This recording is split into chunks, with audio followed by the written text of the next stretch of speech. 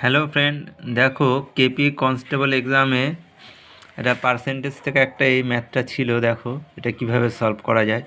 যদি পরপর ছাড় 20%, 10% ও 5% হয়, তবে তা এককভাবে কতটা ছাড়ের সমান হবে। দেখো এই অঙ্কটা আমরা যদি এখানে ধরে নেব 100 টাকা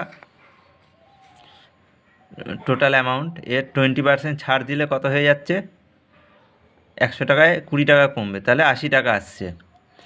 এবার 10% ছাড় দেবে, 80 টাকার উপরে আমরা ছাড় দেবো 10%, তাহলে 80 টাকার উপরে 10% ছাড় দিলে কত হচ্ছে, 8 টাকা। তাহলে 8 টাকা, 80 থেকে 8 টাকা কমালে কত হয়ে যাচ্ছে, 72 টাকা। এবার 72 টাকার উপরে আমি 5% ছাড় দেবো, তাহলে 72 টাকার উপরে 5% ক্যালকুলেশান করলে দেখো আসছে কত, 3.6। আর 72 থেকে 3.6 বিয়োগ করলে আসবে 68.4।